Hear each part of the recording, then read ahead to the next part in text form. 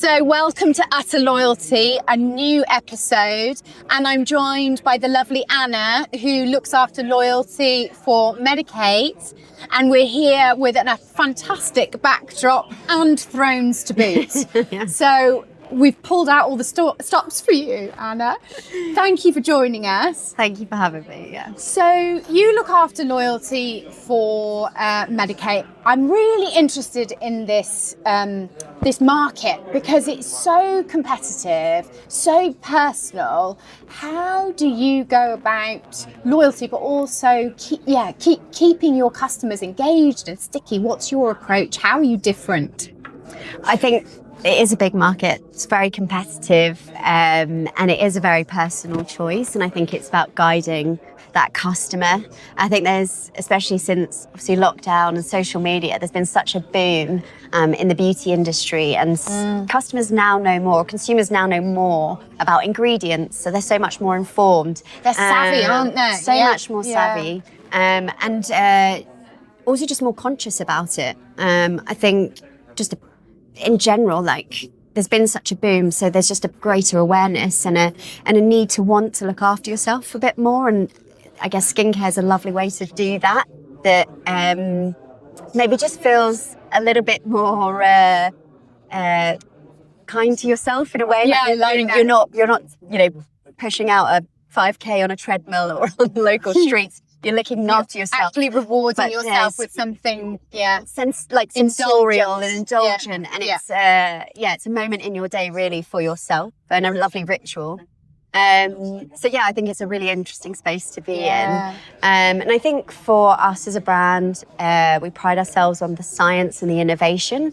And we really want to make that easy for customers and simplify their route to a really great skin.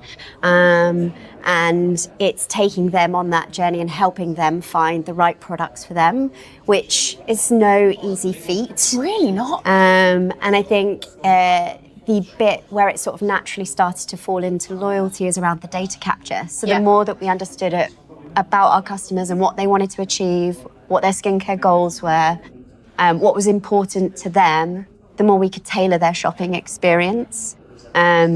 And then I mean, it's such a personal, we talked about that. It's such a personal choice. So therefore, the experience that you give them also has to be personal. So, Absolutely. The world, that we talk about personalisation a lot, but for you, it really has to mean something, doesn't it? It does, yeah. So what's your approach to personalisation? What does it mean for Medik8? So for us, it is that guiding that decision around finding that right product for them in their initial purchase with us. And then how do we build a regime on that so they can continue to get those great results and then add to that as they move through their skincare journey, essentially. We have a regime builder on our website. Lovely. So we're capturing skincare concerns through that and just understanding a lot more about the customer. Then through sort of our marketing pop-ups, we try to keep enriching that data. And we've seen some really great results by using that data within our marketing comms and on our site to help sort of surface the right product to our customer at the right time for them. For instance, like when we've looked at some of our email journeys, where we've introduced recommended products based on skincare goal, they perform so much better. We get a better cut through versus if it's just sort of recommended bestsellers, for instance. So it's really just guiding them to the right product. And observing behaviour on the website and the interaction with you as a brand. Yeah, exactly.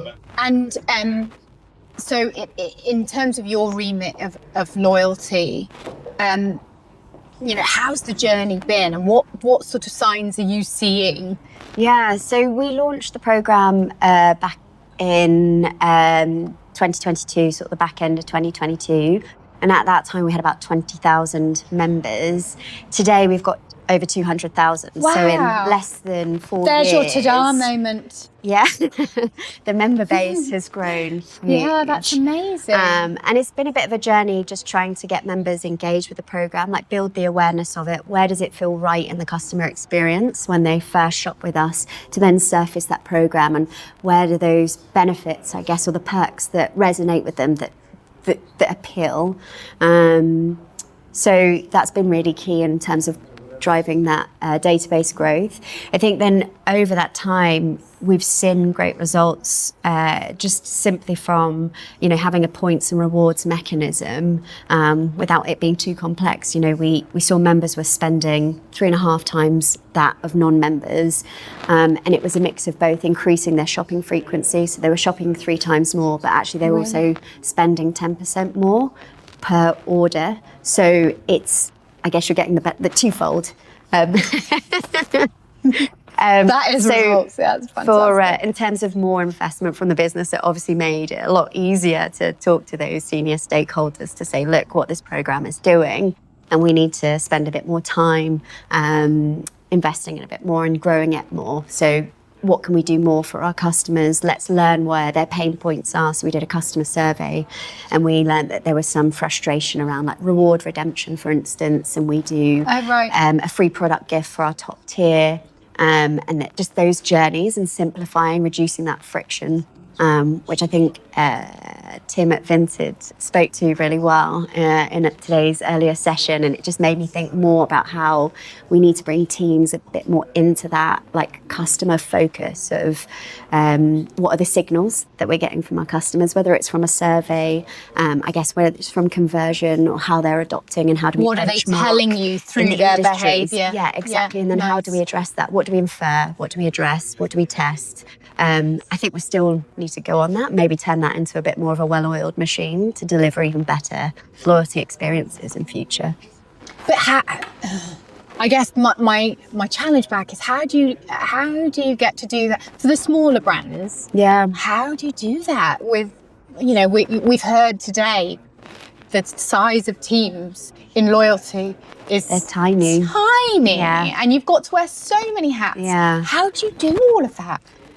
How are you going to do that? It's going to be strict prioritization. Yeah. And I think we all just have to, I think because we are a small team and there's lots, we're a business that's moving very fast. Yeah. And we want to be leading in the digital space. And there's lots still to go after. But I think we're probably at the stage where we've maybe stretched ourselves and launched lots of different things over the last couple of years, but now we can see what's driving value and look ahead and start doubling down on those areas, and loyalty is definitely a key you've got area. such, I use the word again, ta-da, moments and like real data that demonstrates the value that you're bringing to the business. So, you're well within your rights to pitch for a bigger team, aren't you? And that's what we're all trying to balance, isn't it? Trying to deliver the results to actually grow and do more and invest more. So it's an interesting dilemma that I think we're all faced with, aren't we? We learned that customers wanted to sort of be able to trial product, but in a really sort of low investment way. So I think a really easy switch on for us with the platform that we use was, rather than just using your points to get vouchers off your next order, why don't customers could save up points and get a product for free. Nice. So a really great way for them to explore with maybe not having to invest so much. It is a big investment. They can be certain products for sure. It's how much? Yeah. The price we pay for beauty. I think people are really making more space in their wallets for it these days, which is great. Yeah. Which even makes it more exciting industry, right? There's more innovation that's happening. There's more competition, as we alluded to earlier. So definitely. Really nice way to give customers choice in the program, another way to re-engage them, give them another reason to come back and actually feel more value through their points, and then again, they get to try something for free and that they maybe would be hesitant about spending their own money on. So yeah. Oh, brilliant.